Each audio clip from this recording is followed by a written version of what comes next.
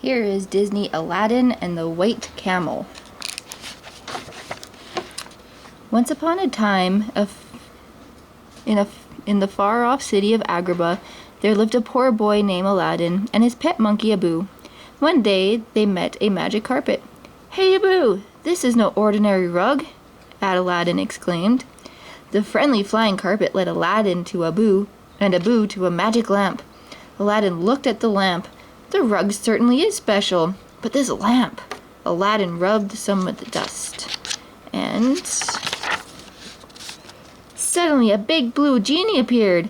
Aladdin could use the genie to wish for anything he wanted. Aladdin wished he could become a prince. Soon after, he was able to marry the love of his life, Princess Jasmine. Using another wish, Aladdin freed the genie, who flew off to see the world. Aladdin settled comfortably into his new life with Princess Jasmine. Then one day, a colorful caravan arrived full of wedding gifts from distant sultans. There were many ordinary gifts, gold, jewels, precious pottery, and plates, but one gift stood out from the rest. "A white camel!" Aladdin exclaimed. "I've never seen one of those before." Neither had anyone else. The little white camel's legs buckled with fear. She felt shy under the stares of so many strangers. Jasmine hurried to the frightened animal's side. The princess patted her gently, but the camel was still afraid. Perhaps she sensed the evil thief Mohammar lurking nearby, watching the little camel. Mohammar smiled wickedly. "That beast must be worth a fortune," he muttered to himself. Jasmine named the little camel Ivory, and did all she could to make her feel at home. "Ivory still seems sad," Jasmine observed. Aladdin wondered how to make the pretty camel feel better. He took up his flute and played a lively tune. Suddenly, Ivory's ears picked up and she danced. The little camel was happy at last. But that night, Mohammar sneaked past the sleeping guard at the palace stables and stole Ivory. The next morning, Abu woke Aladdin. "What's wrong?" Aladdin asked. Aladdin followed the chattery monkey to the stables. There, the guard told Aladdin about the stolen camel. "Jasmine will be heartbroken," Aladdin exclaimed. "I must find Ivory." The magic carpet was glad to help.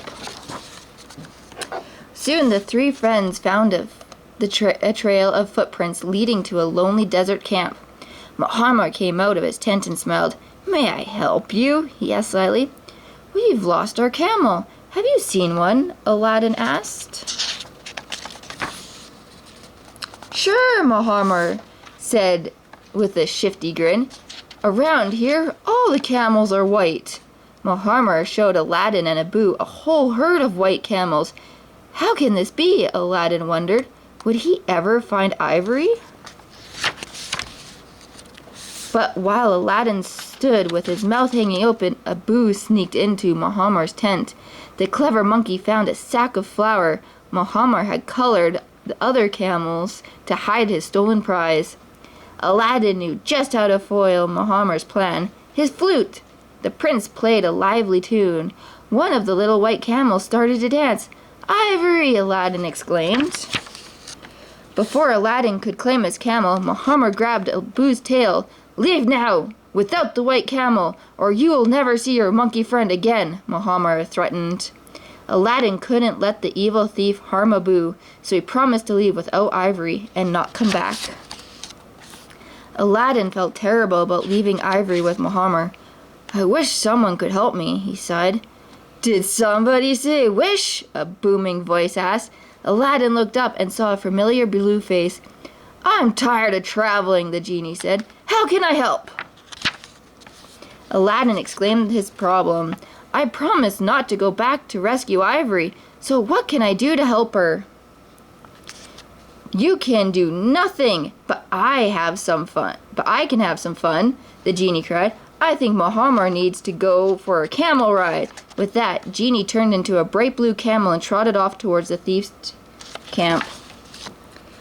The genie raced around the camp to get Muhammad's attention. The thief exclaimed, "A blue camel that runs as fast as the wind! This beast must be worth even more than a white one! I must catch him!" Suddenly, the blue camel knelt at Muhammar's feet. "This must be my lucky day," the thief said, climbing onto the camel's back. But Muhammad was in for the ride of his life. The camel took off like a rocket. Then the blue beast changed into a giant snake, swooping through the desert sand. Muhammad could barely hang on. "Whoa, stop! Have mercy!" he cried. But the blue monster only leaped faster. Soon they reached the ocean. "Oh no, I can't swim!" Muhammad wailed. The big blue snake laughed and dove into the sea. Muhammad hung on for dear life. When the thief was soaked to the skin, the snake changed into a dragon that flew high above the hot sands. "Are you ready to give back the white camel you stole?" the dragon demanded. The terrified thief quickly agreed to return ivory to Aladdin. The genie returned to his big blue self. He told Muhammad, "Your punishment is to wash the flour off your herd, and if I ever catch you stealing again, I'll turn you into a camel."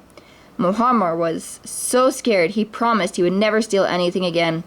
"Maybe I can get a job washing camels," he thought. Back at the palace, the genie played a lively tune for Ivory and his other friends.